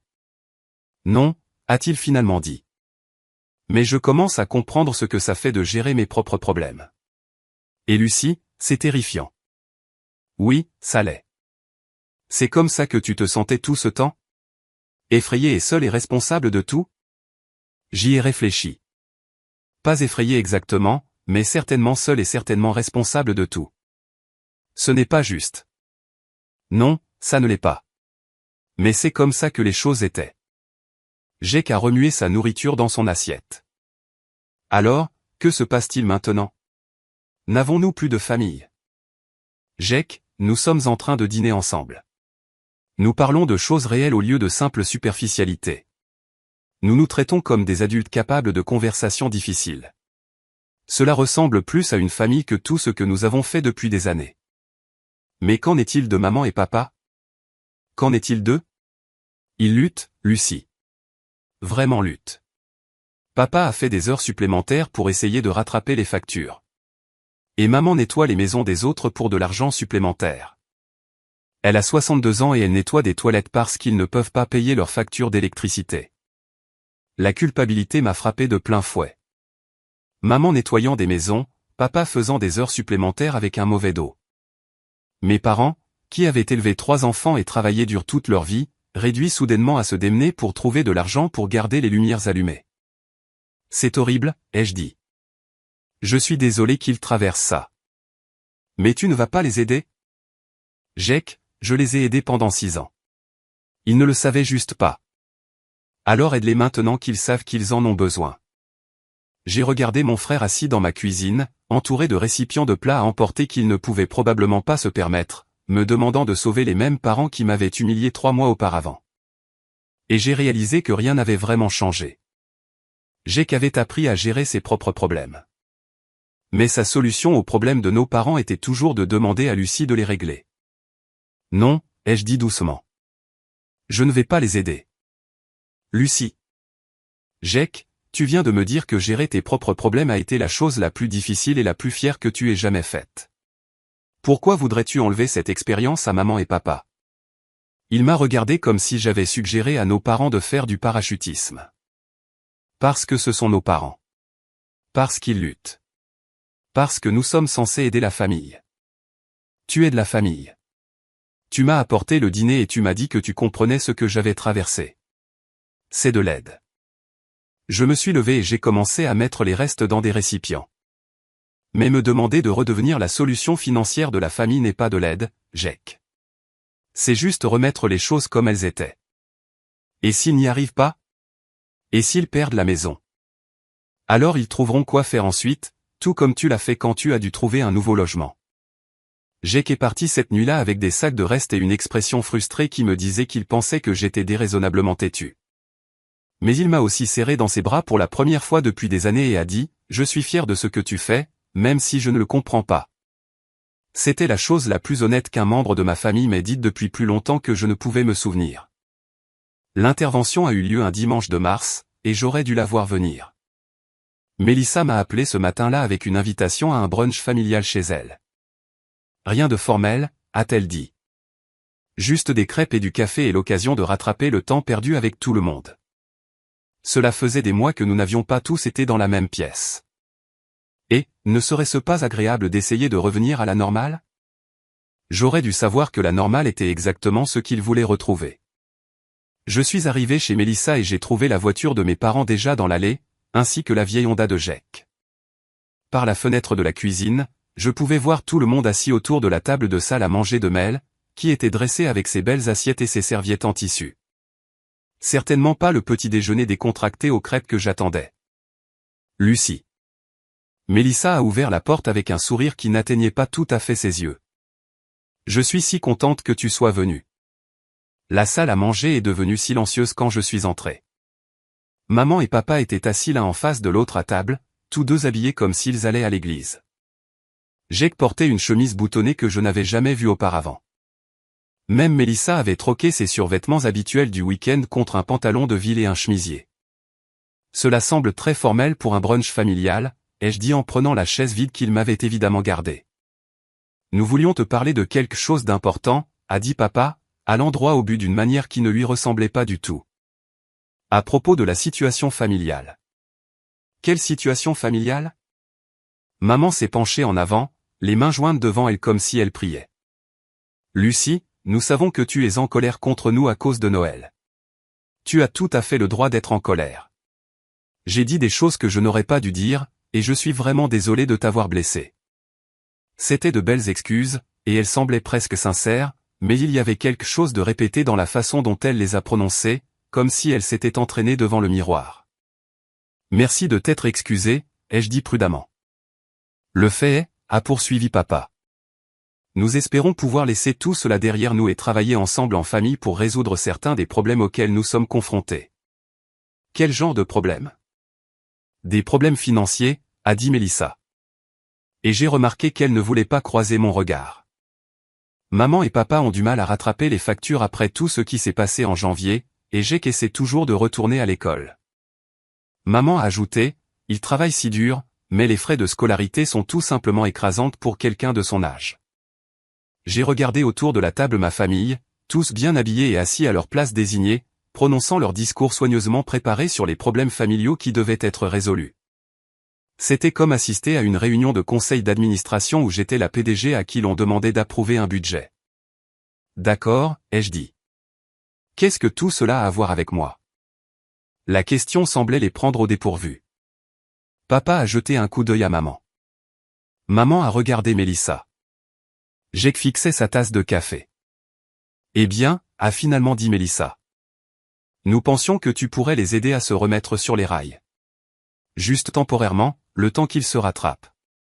Les aider comment? Financièrement, a dit Jake doucement. Comme tu le faisais avant. Et voilà. La vraie raison de cette réunion de famille formelle, des belles assiettes, des excuses répétées. Ils voulaient que je redevienne leur filet de sécurité invisible. Alors, laissez-moi m'assurer que je comprends bien, ai-je dit, gardant ma voix calme. Vous voulez que je recommence à payer vos factures, Juste temporairement, a dit maman rapidement. Jusqu'à ce que nous nous remettions sur pied. Combien de temps et temporairement? Une nouvelle série de regards. Personne n'avait réfléchi aussi loin. Peut-être 6 mois, a suggéré papa. 1 an au maximum. Et que se passe-t-il après cette année? Eh bien, d'ici là, nous aurons trouvé un meilleur système pour tout gérer, a dit Mélissa. Quel genre de système? Je ne sais pas, Lucie. Un budget ou un plan de paiement ou quelque chose comme ça. Le fait est qu'en ce moment, ils ont besoin d'aide et tu es en mesure de la leur apporter. Je me suis assise dans ma chaise et j'ai regardé chacun d'eux à tour de rôle.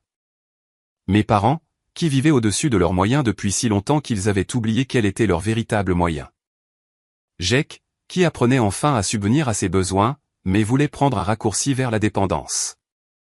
Mélissa, qui n'avait jamais eu besoin de mon aide, mais était parfaitement à l'aise de me demander de la fournir pour tout le monde.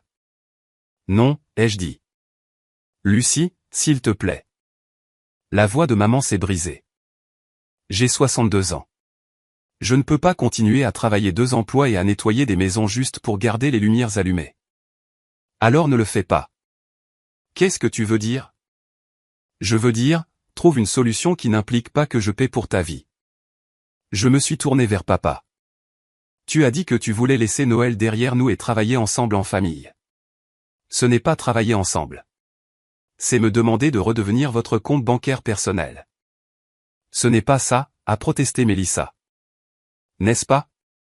Parce que cela ressemble exactement à ce que c'est, me suis-je levé. Pendant 6 ans, j'ai discrètement payé l'éducation de Jake, votre assurance maladie, vos cartes de crédit, vos factures de services publics. Je n'ai jamais demandé de reconnaissance ou de remerciement. Je n'en ai jamais fait un problème familial. Je l'ai juste géré parce que je le pouvais et parce que je vous aime.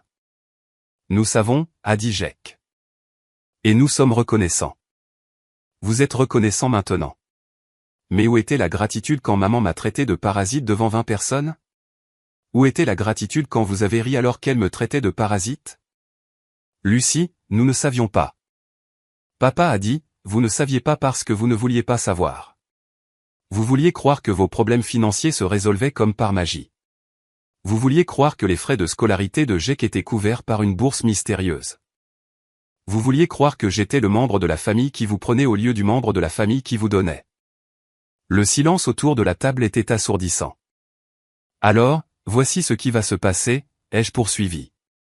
Vous allez trouver vos propres solutions financières, comme tout autre adulte dans le monde. Vous allez faire des budgets et des plans de paiement et des choix difficiles sur ce que vous pouvez et ne pouvez pas vous permettre. Et vous allez le faire sans que ce soit ma responsabilité de financer votre mode de vie. Mais Lucie, la voix de maman était faible maintenant. Et si nous ne pouvons pas? Et si nous perdons la maison? Alors vous trouverez quoi faire ensuite. Vous réduirez votre taille, ou déménagerez dans un endroit moins cher, ou demanderez de l'aide à Jake et Mélissa, ou ferez une demande de programme d'aide. Vous ferez ce que des millions de familles font quand elles ne peuvent pas se permettre leur situation actuelle. Tu ne vas vraiment pas nous aider, a demandé Jake. Je vais vous aider en ne vous aidant pas, ai-je dit. Je vais vous laisser être les adultes indépendants et capables que vous êtes réellement au lieu des victimes impuissantes que vous prétendez être.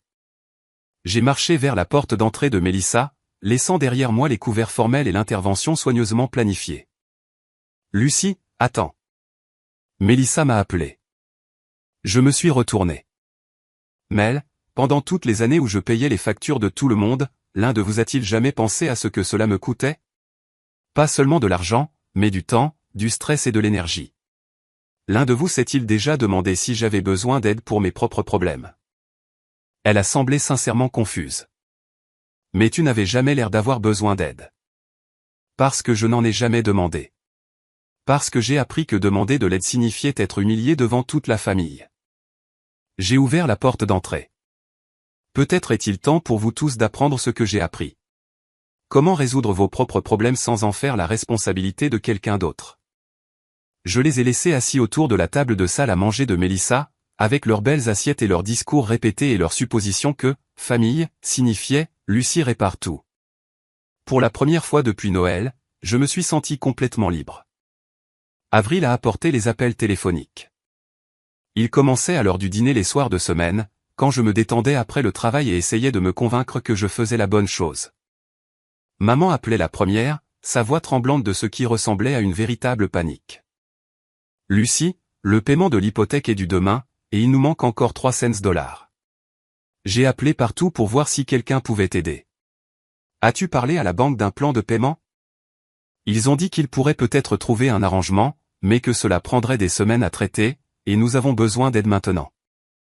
Et si tu demandais à Mélissa ou Jake? Mélissa économise pour sa propre maison, et Jake a à peine de quoi payer son loyer. Lucie, tu sais, nous ne demanderions pas si nous n'étions pas désespérés.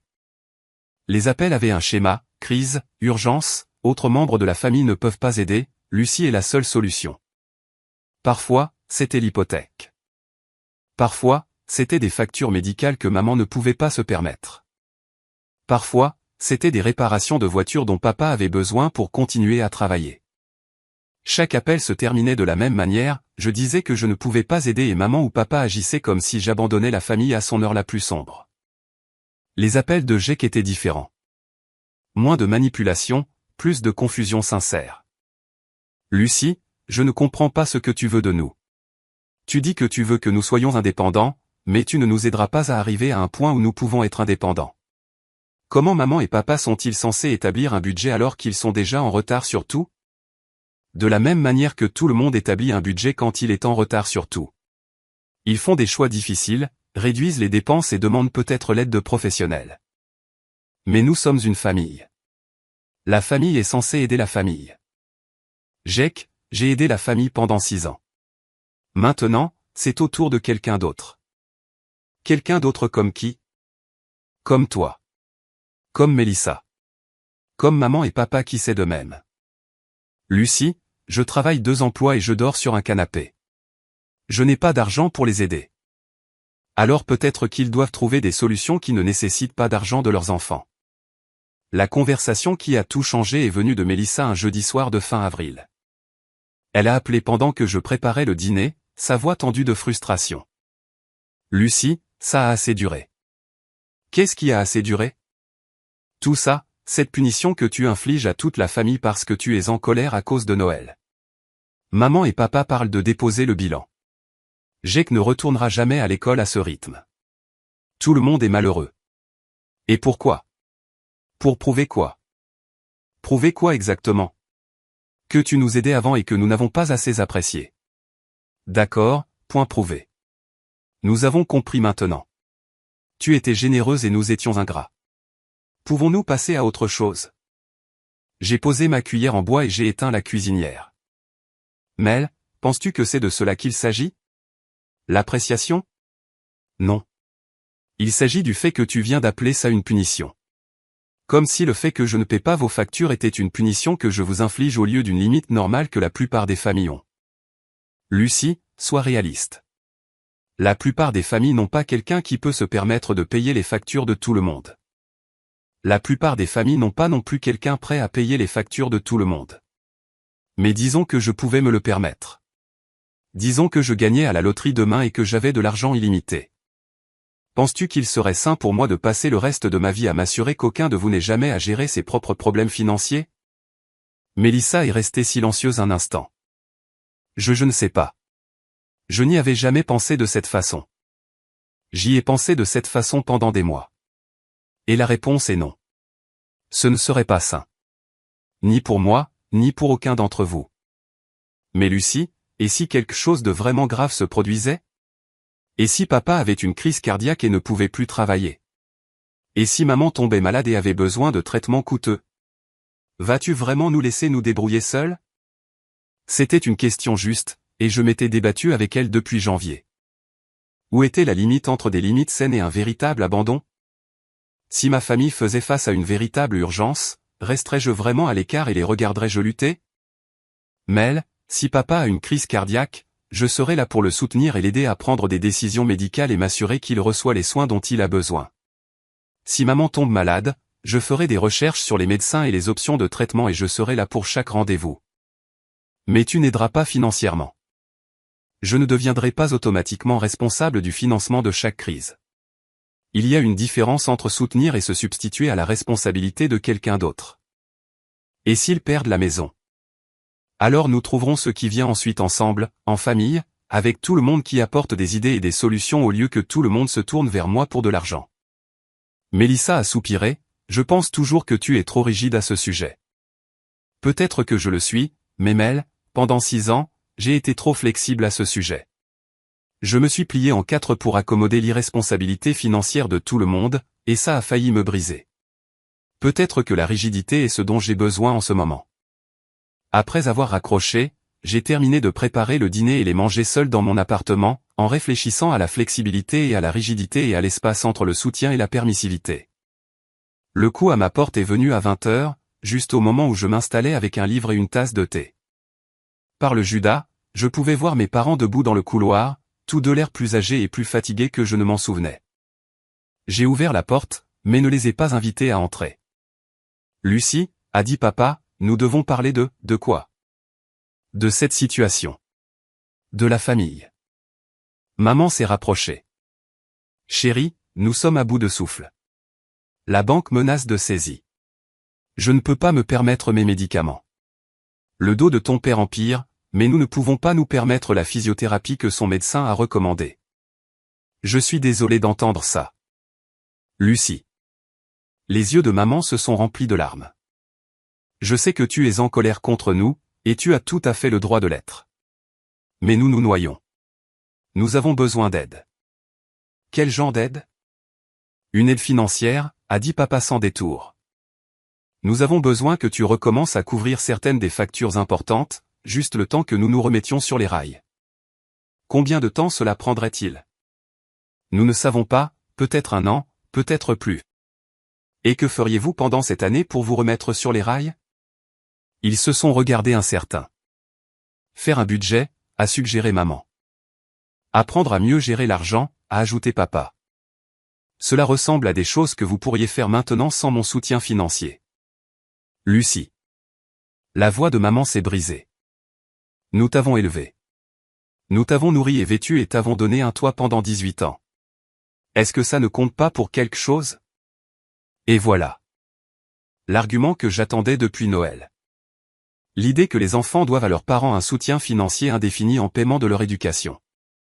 Maman, ça compte beaucoup. Ça compte pour que je vous aime et que je veuille que vous soyez heureux et en bonne santé. Ça compte pour que je sois là pour vous soutenir dans les moments difficiles, mais pas financièrement. Pas financièrement? Papa a fait un pas en avant. Lucie, et si nous promettions de te rembourser? Et si nous en faisions un prêt au lieu d'un don? Papa, vous ne pouvez pas payer vos factures actuelles. Comment pourriez-vous payer vos factures actuelles plus les remboursements de prêts à moi? Nous trouverions une solution. Comme quoi? Je ne sais pas, Lucie. Nous trouverions une solution. J'ai regardé mes parents debout dans mon couloir, avec leur visage désespéré et leur vague promesse de « trouver une solution ». Il y a 6 mois, j'aurais immédiatement commencé à chercher des solutions. J'aurais recherché des programmes d'aide, des plans de paiement et des options de modification de prêts. J'aurais fait de leur crise mon projet. Au lieu de cela, je me suis senti calme, claire, certaine. Maman, papa, je vous aime tous les deux énormément, mais je ne reprendrai pas le paiement de vos factures. Pas temporairement, pas en tant que prêt, pas en aucune circonstance. Vous devez trouver d'autres solutions. Quelle solution, a demandé maman. Quelle solution magique pensez-vous que nous avons et que nous n'avons pas déjà essayé?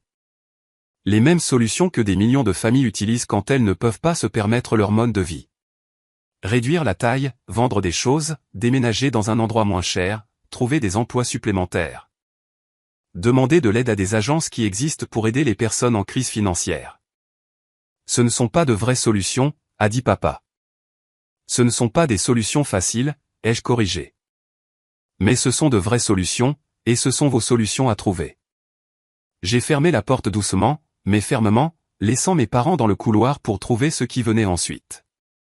Pour la première fois depuis Noël, j'ai dormi toute la nuit sans me soucier des problèmes de quelqu'un d'autre. Le point de rupture est arrivé en mai, exactement 6 mois après Noël, quand ils sont tous apparus à l'entrée de mon immeuble à 7 heures du matin. Je me préparais pour le travail quand la sonnette de l'entrée a retenti. La voix du gardien a grésillé dans l'interphone. Mademoiselle Anderson, vous avez plusieurs visiteurs ici.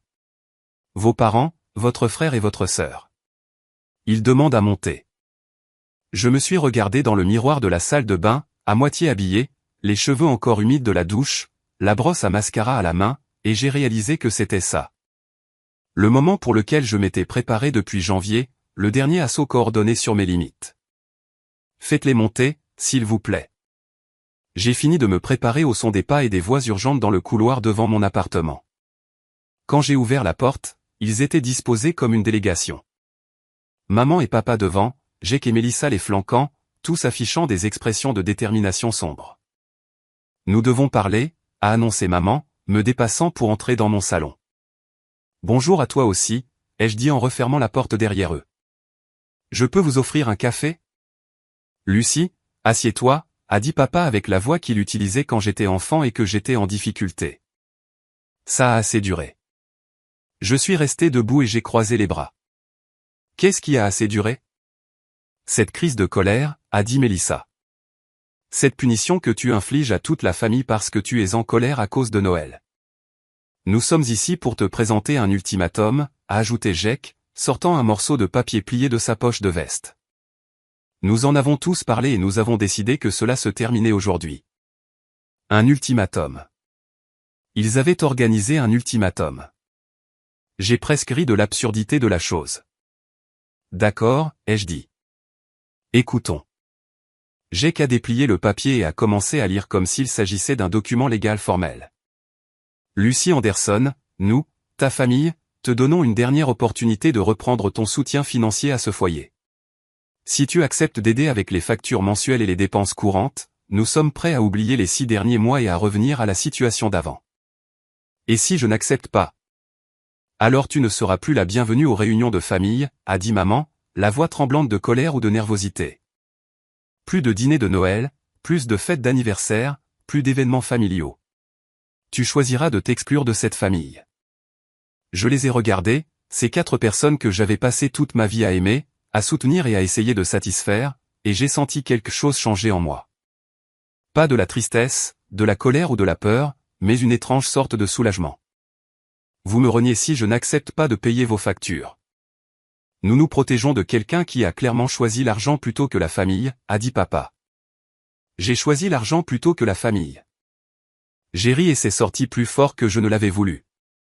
J'ai passé 6 ans à choisir la famille plutôt que l'argent. J'ai choisi votre stabilité financière plutôt que ma propre sécurité financière.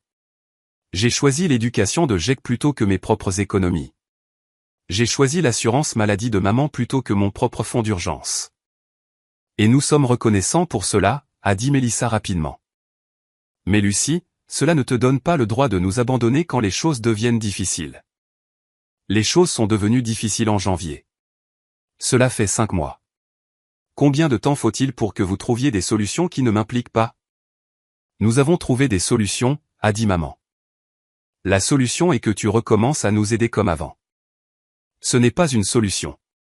C'est juste revenir en arrière. Jake a fait un pas en avant, tenant toujours son morceau de papier comme si cela lui donnait une sorte d'autorité. Lucie, nous avons clairement exprimé notre position. Soit tu recommences à payer, soit tu ne fais plus partie de cette famille. J'ai marché jusqu'à mon comptoir de cuisine et j'ai pris mon sac à main et mes clés. D'accord. D'accord quoi? D'accord. Je choisis de ne plus faire partie de cette famille. Je me suis dirigé vers la porte. Je dois aller travailler maintenant. S'il vous plaît, fermez à clé en partant. Le silence derrière moi était assourdissant. Je pouvais les sentir me fixer du regard. Probablement en attendant que je me retourne et dise que je ne le pensais pas. Que je ne faisais que prouver un point. Que bien sûr, je préférerais payer leurs factures plutôt que de les perdre entièrement. Au lieu de cela, j'ai ouvert la porte de mon appartement et je suis sorti. Lucie, attends. Mélissa m'a appelé. Je me suis arrêté et me suis retourné. Mel, tu viens de me dire que ma valeur pour cette famille se mesure en dollars. Tu viens de me menacer de me renier si je n'accepte pas de financer votre mode de vie. Tu veux savoir ce que j'ai appris en 6 mois sans être votre compte bancaire personnel? Quoi? J'ai appris que je suis une personne à part entière. J'ai des amis qui m'apprécient pour qui je suis, pas pour ce que je peux faire pour eux. J'ai une carrière qui me satisfait. J'ai des passe-temps, des intérêts et des objectifs qui n'ont rien à voir avec la résolution des problèmes des autres. Je les ai regardés chacun, debout dans mon couloir. J'ai appris que je n'ai pas besoin d'une famille qui ne m'apprécie que pour mon argent. Ce n'est pas de ça qu'il s'agit, a protesté papa. N'est-ce pas? Parce que vous venez de me donner un ultimatum. Payez nos factures ou perdez-nous. Cela ressemble exactement à une famille qui ne m'apprécie que pour mon argent. Je me suis retourné et j'ai marché vers l'ascenseur, laissant derrière moi 4 personnes qui m'avaient enfin montré exactement ce que je représentais pour elles. Dans l'ascenseur, descendant vers l'entrée, j'ai ressenti quelque chose que je n'avais pas connu depuis des années. Une liberté totale par rapport aux attentes des autres. C'était terrifiant et exaltant et absolument juste. Le premier Noël sans eux a été réellement paisible. J'ai passé le 25 décembre dans mon appartement en pyjama jusqu'à midi et à faire des crêpes à partir de rien pendant que la neige tombait devant mes fenêtres. J'ai fait un appel vidéo à ma colocataire de l'université qui avait déménagé à Seattle, échangé des SMS avec quelques amis du travail et lu un livre entier sans que personne n'appelle pour me demander de résoudre leurs problèmes. C'était le premier matin de Noël de ma vie d'adulte où je n'étais pas stressé par la dynamique familiale ou inquiète de savoir qui pourrait avoir une crise à régler. Juste moi, mon café et le genre de calme qui vient de ne pas être responsable du bonheur de quelqu'un d'autre. Vers 15 heures, mon téléphone a sonné. Le nom de Mélissa s'affichait à l'écran. Joyeux Noël, Lucie. Joyeux Noël, Mel. Comment passes-tu la journée? Tranquillement. Et toi? Comment se passe la réunion de famille? Une pause. Petite. Juste moi, Jake, maman et papa. C'est différent sans toi. J'ai attendu qu'elle en vienne au fait. Mélissa n'appelait pas seulement pour échanger des politesses. Lucie, je voulais te dire quelque chose à propos de l'année passée. D'accord. J'avais tort à propos de l'ultimatum, de l'avoir appelé une crise de colère, de tout ça. J'ai passé les 6 derniers mois à regarder maman et papa gérer leurs finances et à regarder Jake apprendre à budgétiser et à économiser de l'argent. Et j'avais tort. En quoi? Ils sont tous plus capables que je ne le pensais. Papa a appris à utiliser les services bancaires en ligne et à configurer les paiements automatiques.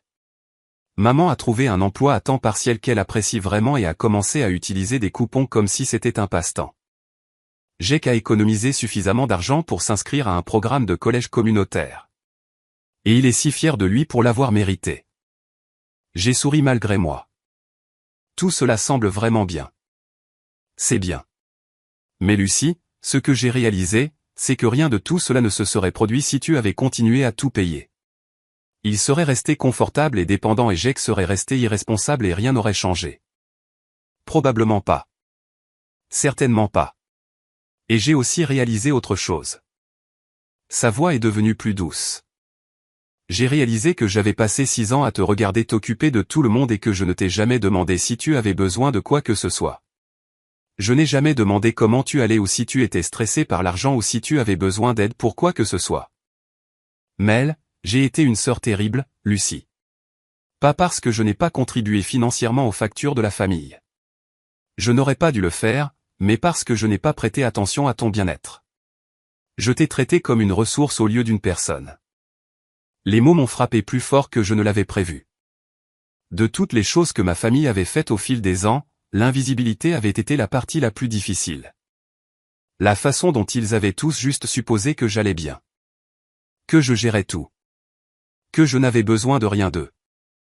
Merci de dire ça. Je le dis parce que c'est vrai. Et parce que tu me manques.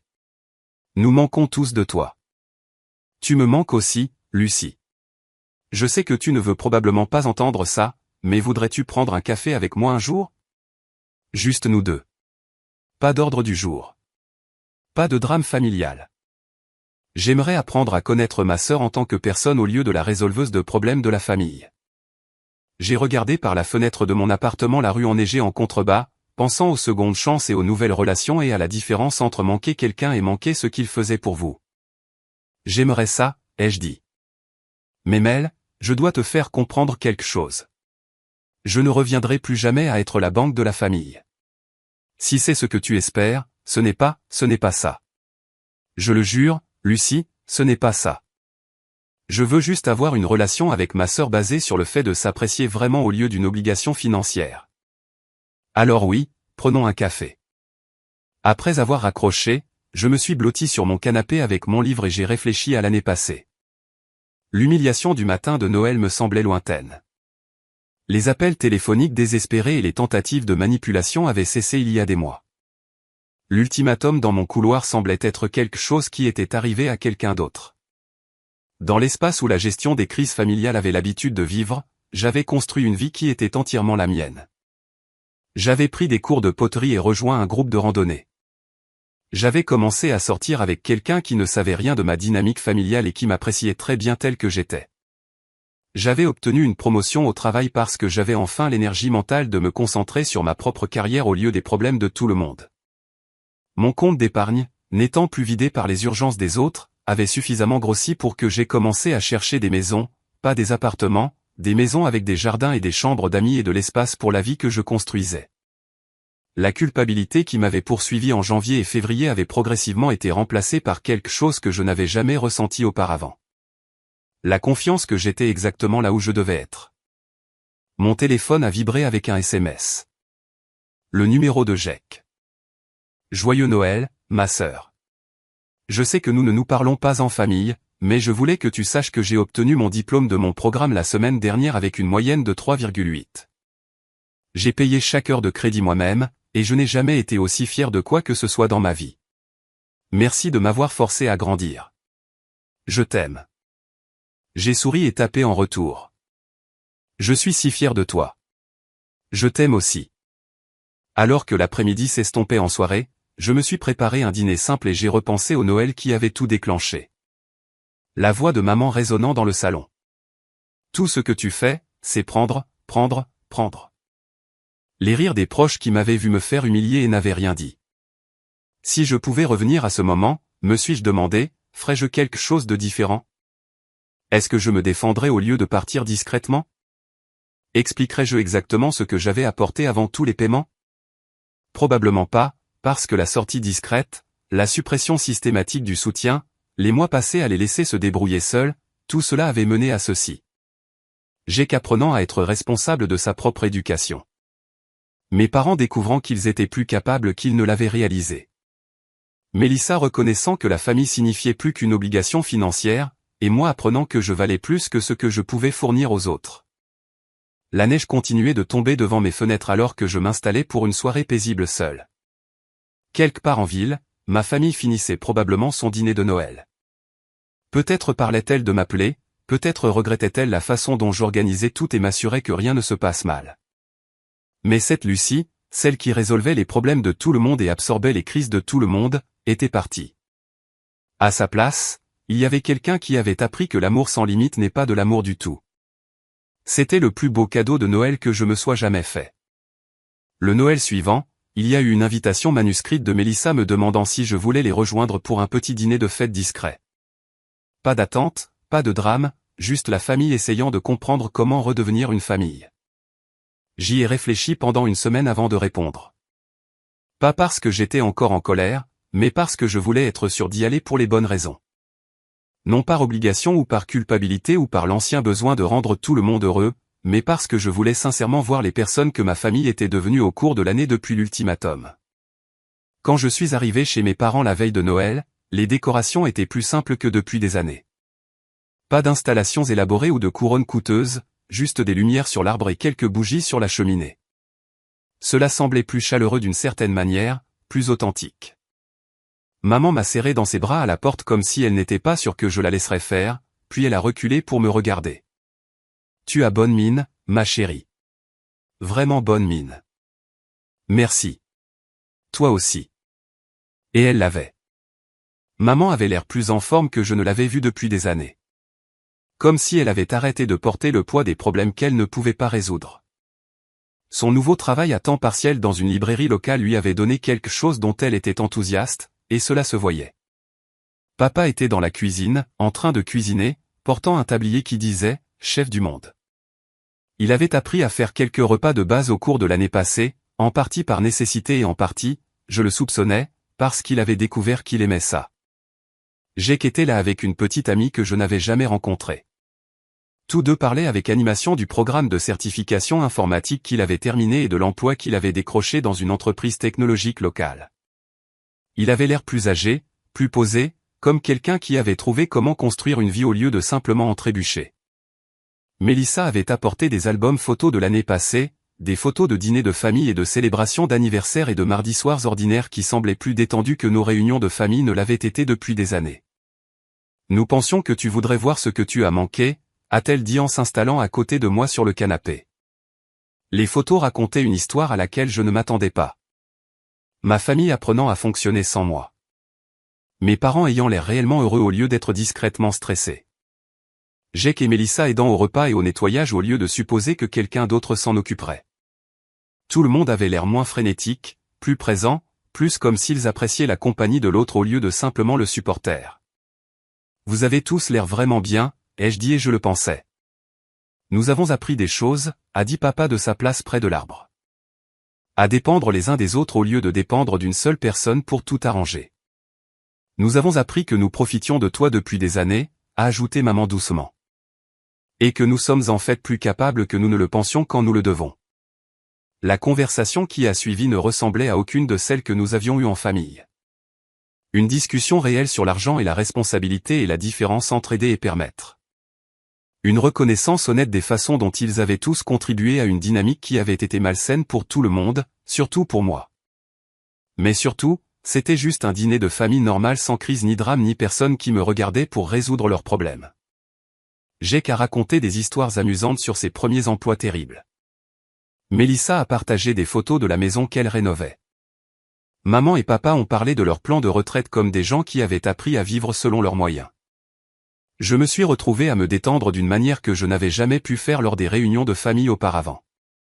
Non pas parce que j'étais responsable de faire en sorte que tout se passe bien, mais parce que j'étais juste Lucie, là pour profiter du dîner et de la conversation avec des gens que j'aimais. Quand il a été temps de partir, maman m'a accompagné jusqu'à ma voiture. Lucie, j'ai besoin de dire quelque chose. J'ai attendu. J'avais tort de t'appeler parasite, de ne pas apprécier tout ce que tu faisais pour nous, de tout ça. Mais surtout, j'avais tort de penser que c'était ça, la famille. Le fait que tu nous aies appris que nous pouvions prendre soin de nous-mêmes est le plus beau cadeau que tu nous aies jamais fait, même si c'était difficile. Surtout parce que c'était difficile. Les choses difficiles sont généralement celles qui en valent la peine. J'ai serré ma mère dans mes bras et j'ai roulé vers la maison à travers les rues calmes, en pensant aux choses difficiles et à la valeur et au long chemin du ressentiment au pardon à quelque chose de mieux que l'un ou l'autre. Ce Noël-là, pour la première fois de ma vie d'adulte, j'ai senti que j'avais une famille au lieu d'un emploi. En novembre suivant, j'ai acheté ma maison. 2 chambres, un petit jardin, une cuisine avec suffisamment d'espace pour une vraie table à manger. Jake m'a aidé à déménager, et Mélissa a organisé une pendaison de crémaillère. Maman a apporté un gratin qu'elle avait fait elle-même, et papa a réparé la marche branlante de l'entrée sans qu'on le lui demande. Tout le monde a mis la main à la pâte parce que c'est ce que font les familles. Non pas parce qu'une personne est responsable de tout, mais parce que tout le monde est responsable de quelque chose. Le matin de Noël, nous avons dîné chez moi pour la première fois. Ma table, ma vaisselle, mon menu soigneusement planifié. Tout le monde a apporté quelque chose à contribuer. Tout le monde a aidé au nettoyage. Et tout le monde est reparti le ventre plein, heureux et reconnaissant pour l'année que nous avions passée. En chargeant les dernières assiettes dans mon lave-vaisselle ce soir-là, j'ai repensé au Noël d'il y a 3 ans qui avait tout changé.